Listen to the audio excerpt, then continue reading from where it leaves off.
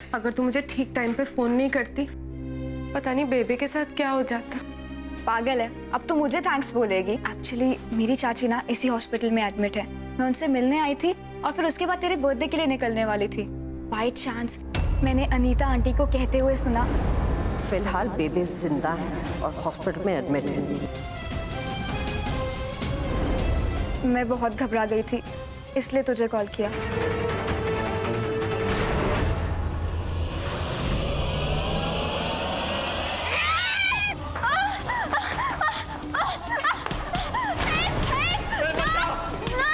छोड़ो मुझे, जाने दो। सॉरी, छोड़ो मुझे। अरे क्या कर रहे हो? ये सब क्या हो रहा है यहाँ पे? हाँ? इंस्पेक्टर साहब, ये वही आदमी है जिसने बेबे को मारने की कोशिश करी थी और हमें पूरा यकीन था कि अपना अधूरा काम पूरा करने जरूर आएगा, इसलिए हम यहाँ बैठ के इसका वेट कर रहे थे। ये जैसे ही विंडो से आया, हमने इसे पकड़ लिया और मारना शुरू कर दिया। साहब, मुझे कुछ नहीं पता। मैंने सिर्फ और सिर्फ पैसों की खातिर किया। मुझे कोई गुमनाम कॉल आया था, बोला था कि पैसे भिजवा दिए हैं, काम हो जाना चाहिए और अगर पकड़ा गया तो इल्जाम कुंज पर डाल देना।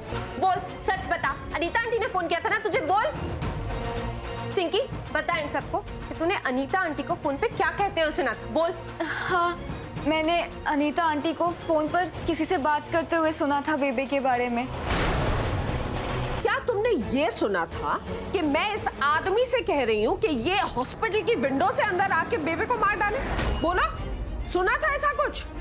बोल चिंकी, सच बता, बता दे सच सबको। नहीं, ऐसा तो कुछ नहीं सुना था मैंने। तो फिर तुम मुझ पर ऐसा इल्जाम लगा कैसे सकती हो चिंकी? ट्विंकल, ये वही है जिसने मुझे गिराया था। इंस्पेक्टर साहब, अब तो आपने इस आदमी को पकड़ लिया ना, और इसने अपना जुर्म भी कबूल कर लिया। अब आप इसे प्लीज लॉकअप में बंद कीजिए और कुंज को रिहा कीजिए। हमारी शिकायत करेगा, हमसे पंगा लेगा। ओए!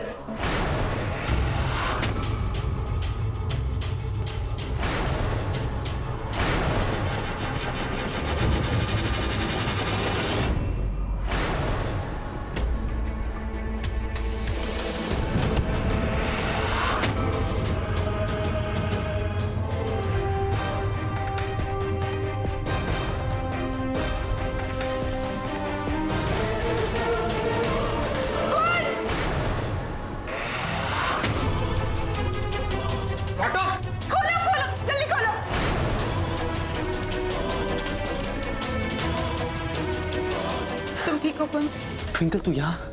बेबे कैसी? मैडम, आपको ऐसा क्यों लगता है कि आपके पति को कोई मारना चाहता है? और आप इस बारे में क्या जानती हैं? आपको वैसे किसी पे शक है? अगर मैंने यूवी का नाम लिया तो बात फिर से सबूत पे आके टिक जाएगी, जो मेरे पास अभी नहीं है। अभी इम्पोर्टेंट ये है कि मैं कुंज को घर लेके जाऊं और यूवी के खिलाफ कोई सॉलिड प्लान बना के उसे अरेस्ट करवाऊं। डोंट वरी मैडम, वैसे हम पता लगा लेंगे इसके पीछे किसका हाथ है। Mister Kunj, I am so sorry, आपको बिना वजह इस लॉकअप में रहना पड़ा।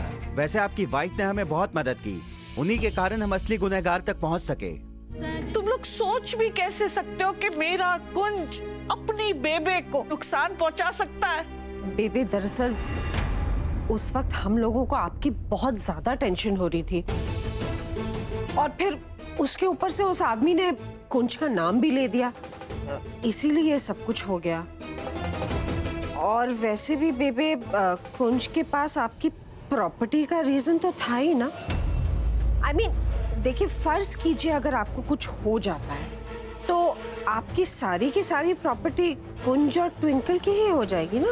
अरे अनीता, तू रहने दे तू।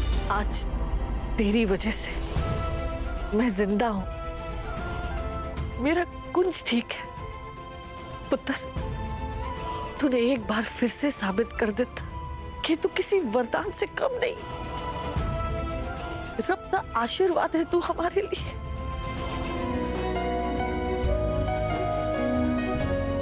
I'm sorry, मुझे तुझ पे हाथ नहीं उठाना चाहिए था। जिंदगी में पहली और आखिरी बार हुआ है ट्विंकल। इसके बाद कभी नहीं। Really sorry. I promise.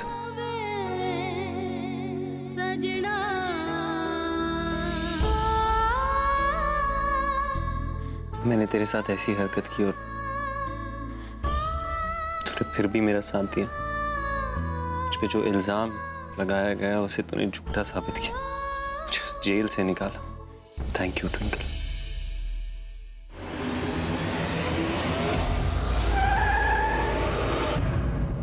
अयो रब्बा।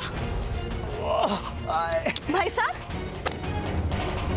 भाई साहब, आप ठीक तो है ना? अरे आपका ध्यान कहाँ था?